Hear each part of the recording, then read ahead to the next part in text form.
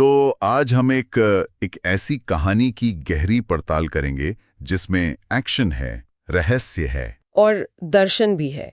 मतलब एक गजब का संगम है ना? हाँ बिल्कुल। हमारे पास जो लेख हैं वो हमें शिव नाम के एक योद्धा के सफर पर ले जाते हैं। और ये सफर शुरू होता है एक बहुत ही जबरदस्त सीन से। हाँ, एक पीछा करने वाले सीन से। अयोध्या के पास शिव और उनकी पत्नी सती एक रहस्यमयी नागा योद्धा के पीछे पड़े हैं। लेकिन ये कोई मामूली दुश्मन नहीं है, बिल्कुल नहीं। बल्कि ये कहना शायद ज्यादा सही होगा कि ये दुश्मन है भी या नहीं। कहानी इसी सवाल को बार बार हमारे सामने रखती है। ये जो नागा है वो इतना माहिर है कि शिव, जो खुद एक महान योद्धा माने जाते हैं, वो भी उसकी काबिलियत देखकर हैरान रह जाते हैं। तो ये सिर्फ एक एक्शन सीन नहीं है। नहीं, ये एक बहुत बड़ी पहेली की शुरुआत है। तो चलिए इसी पहेली को परत दर परत खोलते हैं। आज हम ये समझने की कोशिश करेंगे कि ये रहस्यमयी नागा कौन है, उसकी असाधारण क्षमताएं क्या हैं, और कैसे एक छोटा सा पीछा शिव की जिंदगी के पूरे मकसद को ही बदल कर रख देता है। हाँ, ये पड़ताल हमें राजनीति, विश्वास और विश्वासघात की एक ऐसी दुनिया में ले जाएगी जहां कुछ भी वैसा नहीं है जैसा दिखता है। और यहाँ एक दिलचस्प सवाल उठता है, क्या नागा की तलवार सिर्फ एक हथियार है या किसी ऐसी चीज का प्रतीक है जिसके लिए शिव बिल्कुल भी तैयार नहीं है? बहुत अच्छा सवाल है। चलिए इसी से शुरू करते हैं।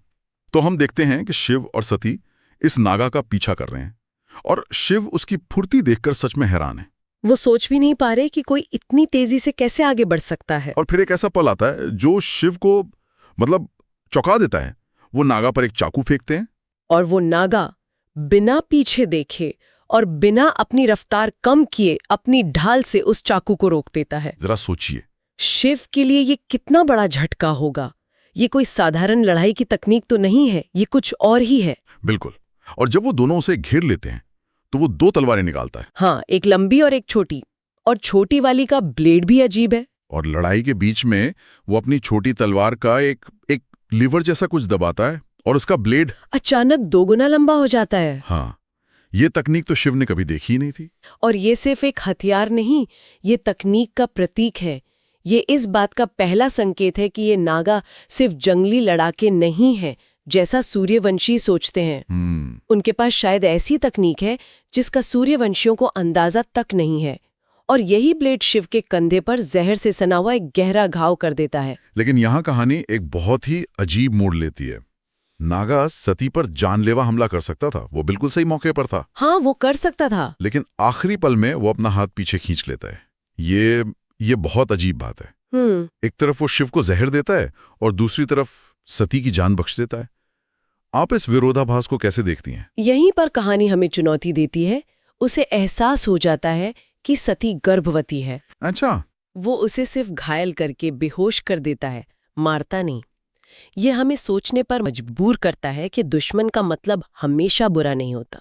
सही। उस नागा के अपने कुछ सिद्धांत हैं, एक कोड ऑफ ऑनर है जो शायद शिव के सिद्धांतों से भी ज्यादा मजबूत है। वो एक अजन्मे बच्चे की जान नहीं लेना चाहता, भले ही वो उसके दुश्मन का बच्चा हो। ये बात उसके किरदार को बहुत जटिल बना देती है। और ये जटिलता और भी बढ़ जाती है जब वो भागने के लिए घोड़ा चुराता है, लेकिन उसके मालिक के लिए सोने के सिक्कों से भरी एक थैली छोड़ जाता है। इतने सिक्के कि उससे 5 नए घोड़े आ जाएं। यस, ये कौन सा दुश्मन है जो चोरी भी करता है और उसकी कीमत भी चुकाता है? सही कहा। और इसी थैली में शिव को मिलता है वो सुराग जो सब कुछ बदल देता है। एक सिक्का। हाँ, एक सिक्का। सिक्के के एक तरफ एक राजा का चेहरा है और दूसरी तरफ कुछ अजीब सी लकीरें। हाँ, और शुरू में तो उन्हें समझ नहीं आता कि इन लकीरों का क्या मतलब है। और बहुत अमीर राज्यों की तरफ इशारा करता है। और इसी एक पल में शिव का मिशन 180 डिग्री घूम जाता है। वो ऐलान करते हैं कि उनका असली मकसद चंद्रवंशियों से लड़ना नहीं, बल्कि नागाओं का सच पता लगाना है। उनके हिसाब से असली बुराई नागा है। हाँ, और ये सिक्का, ये नक्शा उनकी खोज का पहला ठोस सबूत है। तो इस एक सिक्के ने शिव को सिर्फ एक नक्शा ही नहीं दिया, बल्कि उन्हें एक राजनीतिक दलदल में भी धकेल दिया। सही। अब उन्हें नागाओं को खोजने के लिए पहले सूर्यवंशियों और चंद्रवंशियों के बीच चल रहे तनाव को सुलझाना था। हाँ, क्योंकि युद्ध के बाद भी दोनों साम्राज्यों में शांति नहीं थी। सूर्यवंशी राजा दक्ष पूरे भारत पर अपना राज चाहते थे और चंद्रवंशी राजा दिलीप अपनी आजादी किसी भी कीमत पर खोना नहीं चाहते थे। बिल्कुल। और यहाँ शिव एक योद्धा से ज्यादा एक चतुर राजनीति के रूप में सामने आते हैं।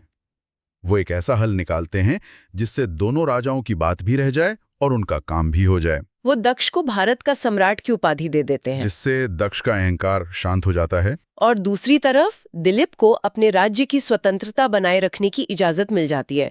बस उन्हें सम्राट को एक मामूली सी भेंट देनी होती है। ये एक शानदार राजनीतिक कदम था तो लेकिन यहाँ एक और सवाल है। राइट। एक नेता के तौर पर ये उनकी परिपक्वता दिखाता है, पर क्या ये एक तरह का धोखा भी नहीं है?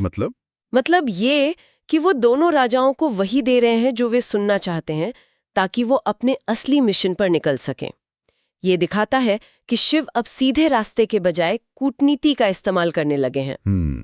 वो अब सच्चाई और ईमानदारी से ज्यादा अपने लक्ष्य को प्राथमिकता दे रहे हैं। ये बहुत दिलचस्प नजर है। और इसी कूटनीति के बीच उन्हें एक नया और बहुत जरूरी साथी मिलता है, भगीरथ। हाँ, भगीरथ, जो राजा दिलीप के बेटे हैं। भगीरथ बहुत काबिल हैं, लेकिन उन्हें हमेशा नजरअंदाज किया गया है। इतने काबिल कि उनके अपने ही लोग उनसे जलते हैं और उन्हें रास्ते से हटाना चाहते हैं। लेख में एक जानलेवा हमले का जिक्र है। हाँ, जहां भगीरथ के घोड़े की लगाम में कीलें लगा दी जाती हैं ताकि घोड़ा बेकाबू होकर उन्हें खाई में गिरा दे। और शिव अपनी सूझबूझ और घोड़ों को शांत करने की अपनी अनोखी कला से भगीरथ की जान बचाते हैं। वो सिर्फ भगीरथ को बचाते नहीं, बल्कि उसे अपने साथ काशी की यात्रा पर ले जाकर एक तरह से सुरक्षा भी देते हैं। और ये एक बहुत ही महत्वपूर्ण गठबंधन की शुरुआत थी। हाँ, क्योंकि अब शिव के पास चंद्रवंशियों के खेमे में भी एक वफादार साथी था, और ये कहानी में दोस्त और दुश्मन की रेखा को और धुंधला कर देता है। और जब शिव का काफिला मगध पहुंचता है तो ये धुंधलका और भी गहरा हो जाता है। हाँ, मगध में जो होता है वो शिव को अंदर तक हिला देता है। वो देखते हैं कि वहां का राजकुमार उग्रसेन एक गरीब आदिवासी औरत से उसके बच्चे को जबरदस्ती छीन रहा है। और तभी वही नागा जो छिपकर शिव के काफिले का पीछा कर रहा था सामने आ जाता है। वो उस माँ और बच्चे को बचाने के लिए राजकुमार और उसके सैनिकों से भिड़ जाता है। और इस लड़ाई में उग्रसेन और उसके सैनिक मारे जाते हैं और नागा खुद भी जख्मी हो जाता है। जरा इस पल की विडंबना देखिए। शिव, जिसे बुराई का प्रतीक मान रहे हैं, जिसे वो अपना सबसे बड़ा दुश्मन समझ रहे हैं, वही नागा एक बेसहारा माँ और बच्चे की रक्षा के लिए अपनी जान दांव पर लगा रहा है। ये शिव की अच्छाई बनाम बुराई की सीधी साधी दुनिया पर एक जोरदार तमाचा था। बिल्कुल। अब उनके मन में ये सवाल उठना लाजमी था, क्या नागा वाकई में उतनी बुरे हैं जितना वो सोचते हैं, या फिर असली बुराई कहीं और है? और शिव के मन में यही सब सवाल चल रहे थे, और इन सवालों का जवाब उन्हें काशी में मिलना शुरू होता है। लेकिन शायद उस तरह से नहीं जैसा उन्होंने सोचा था। काशी पहुंचकर शिव की मुलाकात वासुदेव पंडितों से होती है, और यहाँ कहानी एक्शन और राजनीति से निकलकर गहरे दर्शन में उतर जाती है। हाँ, एक पंडित शिव को दुनिया में जीने के 2 तरीकों के बारे में बताते हैं। और ये इस कहानी का शायद सबसे गहरा हिस्सा है। वो बताते हैं कि एक है मर्दाना तरीका और दूसरा है स्त्रियोचित तरीका। और इसका मर्द या औरत होने से कोई लेना देना नहीं है। नहीं, बिल्कुल नहीं। ये जीवन जीने की 2 अलग-अलग विचारधाराएं हैं। मर्दाना तरीका, जिसे सूर्यवंशी मानते हैं, वो नियमों, कानूनों और व्यवस्था पर आधारित है। सत्य, कर्तव्य, सम्मान इसके मूल स्तंभ हैं। ये एक स्थिर समाज बनाता है। लेकिन जब ये तरीका हद से ज्यादा बढ़ जाता है तो समाज कट्टर हो जाता है। हाँ, वो किसी भी बदलाव को स्वीकार नहीं कर पाता और जो भी उनसे अलग है उसे दुश्मन मानने लगता है। और दूसरी तरफ है स्त्रीउचित तरीका, जैसा चंद्रवंशियों का है। ये संभावनाओं, जुनून, सुंदरता और आजादी पर आधारित है। इसमें कोई सख्त नियम नहीं होते जो इसे बहुत लचीला बनाता है। लेकिन जब ये तरीका बिगड़ता है तो समाज में भोग विलास, भ्रष्टाचार और अराजकता फैल जाती है। और वासुदेव पंडित की सबसे जरूरी बात ये थी कि समाज के संतुलन के लिए ये दोनों ही तरीके जरूरी हैं। एक के बिना दूसरा अधूरा है। जब एक तरीका बहुत ज्यादा हावी हो जाता है तो समाज का पतन होता है और फिर संतुलन बनाने के लिए दूसरे तरीके की जरूरत पड़ती है। ये एक कभी न खत्म होने वाला चक्र है। और ये दर्शन सिर्फ कहानी के लिए नहीं है, ये एक तरह का सामाजिक कमेंट्री भी है। कहानी हमें सोचने पर मजबूर करती है कि क्या हमारे अपने समाज में भी इन 2 तरीकों में से कोई एक ज्यादा हावी हो गया है? क्या हम व्यवस्था के नाम पर बहुत ज्यादा कट्टर हो गए हैं या आजादी के नाम पर अराजकता की तरफ बढ़ रहे हैं? बिल्कुल, ये एक गहरा सवाल है। लेकिन काशी में शिव को सिर्फ दर्शन ही नहीं मिलता, एक भयानक संकट भी उनका इंतजार कर रहा होता है। हाँ, शहर में जो ब्रिंगा के शरणार्थी रह रहे हैं उनके इलाके में दंगा भड़क जाता है। वजह ये थी कि ब्रिंगा के लोग मोर मार रहे थे और काशी में मोर को मारना मना है, क्योंकि वो भगवान रुद्र का प्रिय पक्षी है। सही। तो शिव के सेनापति पर्वतेश्वर दंगे को रोकने के लिए अपनी टुकड़ी के साथ वहां पहुंचते हैं। और लड़ाई के दौरान पर्वतेश्वर को एक चौंकाने वाला सच पता चलता है। क्या? ब्रिंगा के लोग मोर किसी शौक के लिए या किसी अनुष्ठान के लिए नहीं मार रहे थे।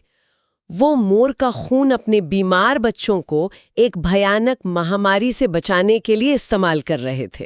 ओह, तो वो मजबूरी में ऐसा कर रहे थे। हाँ, यहाँ फिर से सही और गलत की रेखा धुंधली हो जाती है। एक तरफ शहर का कानून है और दूसरी तरफ अपने बच्चों को बचाने की एक माँ बाप की बेबसी। और इसी टकराव के बीच पर्वतेश्वर के सिर पर एक जानलेवा चोट लगती है और वो मौत के करीब पहुंच जाते हैं। शहर की मुख्य चिकित्सक आयुर्वती कहती हैं कि उन्हें बचाने के लिए एक ही दवा है, संजीवनी बूटी। लेकिन यहाँ एक और पेंच है। वो ये कि संजीवनी बूटी को असरदार बनाने के लिए एक ऐसे तत्व की जरूरत है जो सिर्फ और सिर्फ नागाओं के इलाके में मिलता है। मतलब पर्वतेश्वर की जान बचाने का एकमात्र जरिया उसी दुश्मन से जुड़ा है जिसे शिव खत्म करने निकले हैं। ये शिव के लिए एक और नैतिक संकट था। उनका सबसे वफादार सेनापति मर रहा था और उसे बचाने की चाबी उनके सबसे बड़े दुश्मन के पास थी। और यहीं से शुरू होता है धोखे और एक नई दिशा का सफर। जब सब उम्मीद छोड़ चुके थे, तब भृंगा शरणार्थियों का नेता दिवोदास आगे आता है और वही नागा दवा पेश करता है जिससे पर्वतेश्वर की जान बच जाती है। हाँ, ये एक बहुत बड़ा शौक था। शिव और उनके लोग हैरान थे कि इन शरणार्थियों के पास नागाओं की दवा कहाँ से आई। क्या ये लोग नागाओं से मिले हुए हैं? यही सवाल उठता है। और तब दिवोदास भृंगा लोगों का सबसे बड़ा और सबसे दर्दनाक राज खुलता है। वो बताता है कि भृंगा के लोग नागाओं के सहयोगी नहीं बल्कि उनके बंधक हैं। सही। नागा उन्हें उस रहस्यमयी महामारी से लड़ने के लिए दवा देते हैं और बदले में उनसे सोना और उनके जवान लड़के लड़कियों को अपनी सेना के लिए ले जाते हैं। तो जिन्हें शिव नागाओं का साथी समझ रहे थे, वो असल में उनके शिकार थे। ये एक और परत थी जो शिव की अच्छाई बनाम बुराई की समझ को पूरी तरह से उलझा रही थी। बिल्कुल। और जब शिव को लगा कि इससे बड़ा कोई झटका नहीं हो सकता, तब कहानी का सबसे बड़ा मोड़ आता है। शिव के बेटे कार्तिक का जन्म होता है। जन्म के समय कुछ मुश्किलें आती हैं और एक वासुदेव पंडित शिव को बच्चे की जान बचाने के लिए वही नागा दवा देते हैं। जरा इस पल की गंभीरता को समझिए। वही दवा जो उनके दुश्मन बनाते हैं, वही दवा उनके अपने बेटे की जान बचा रही है। और ये दवा उन्हें कौन दे रहा है? एक वासुदेव पंडित, जिन्हें वो अपना आध्यात्मिक गुरु मानते हैं। सोचिए शिव के दिल पर क्या गुजरी होगी जब उन्हें बाद में दिवोदास से पता चलता है कि ये दवा सिर्फ और सिर्फ नागा ही बना सकते हैं। इसका मतलब था कि जिन वासुदेव पंडितों पर, जिन आध्यात्मिक गुरुओं पर वो आंख बंद करके भरोसा कर रहे थे, उनका भी नागाओं से कोई गहरा और छुपा हुआ संबंध है। ये एक जबरदस्त विश्वासघात था। अब सवाल ये नहीं था कि नागा कौन है, अब सवाल ये था कि दोस्त कौन है और दुश्मन कौन। विश्वास की हर बुनियाद हिल चुकी थी। शिव के अपने गुरु, उनके मार्गदर्शक भी इस बहुत बड़े जाल का हिस्सा थे। और जब शिव वासुदेवों से इस बारे में जवाब मांगते हैं तो वो चुप रहते हैं। और उनकी चुप्पी ही सबसे बड़ा जवाब थी। अब शिव का मिशन और भी ज्यादा जटिल हो गया था। उन्हें सिर्फ नागाओं को नहीं खोजना था, बल्कि ये भी पता लगाना था कि इस बड़ी साजिश में उनके अपने कौन कौन से लोग शामिल हैं। और इसी लक्ष्य के साथ कहानी के अंत में शिव भृंगा की ओर अपनी यात्रा की तैयारी करते हैं। दिवोदास ने खास जहाज बनवाए हैं जो भृंगा के रहस्यमयी और अभेद्य दरवाजों को पार कर सकते हैं। अब ये यात्रा सिर्फ बदला लेने के लिए नहीं है, ये यात्रा सच को खोजने के लिए है। एक ऐसे सच को जो शायद पूरे भारत के भविष्य को तय करेगा। हाँ, अब ये एक व्यक्तिगत लड़ाई से कहीं ज्यादा बड़ी हो चुकी है। तो आज की इस चर्चा में हमने देखा कि कैसे एक साधारण सा पीछा एक गहरे और उलझे हुए मिशन में बदल गया। शिव ने सीखा कि बुराई उतनी सीधी साधी नहीं होती जितनी वो दिखती है। और जिसे हम दुश्मन समझते हैं, हो सकता है कि उसके पास हमसे ज्यादा मजबूत सिद्धांत हो। उन्होंने ये भी सीखा कि दोस्त और दुश्मन की परिभाषाएं कितनी आसानी से बदल सकती हैं, और विश्वास शायद दुनिया की सबसे कीमती और सबसे नाजुक चीज है। हाँ, नागा जिन्हें वो शैतान समझ रहे थे, एक माँ की रक्षा करते हैं। भृंगा जिन्हें वो सहयोगी समझ रहे थे, बंधक निकले। और वासुदेव जो उनके मार्गदर्शक थे, सबसे बड़े रहस्य बन गए। ये कहानी हमें एक बहुत ही महत्वपूर्ण सवाल के साथ छोड़ जाती है। जब सही और गलत की रेखाएं इतनी धुंधली हो जाएं और जिन पर आप सबसे ज्यादा भरोसा करते हैं वही सबसे बड़े राज बन जाएं, तो एक इंसान सही रास्ता कैसे चुनता है? और इससे भी बड़ा सवाल, क्या होता है जब आपको पता चलता है कि जिस बुराई से आप लड़ रहे हैं वही आपके अपनों को बचाने का जरिया भी है? क्या आप उस बुराई को खत्म करेंगे या अपने लोगों को बचाने के लिए उसके साथ समझौता करेंगे? इन सवालों पर सोचने के लिए बहुत कुछ है।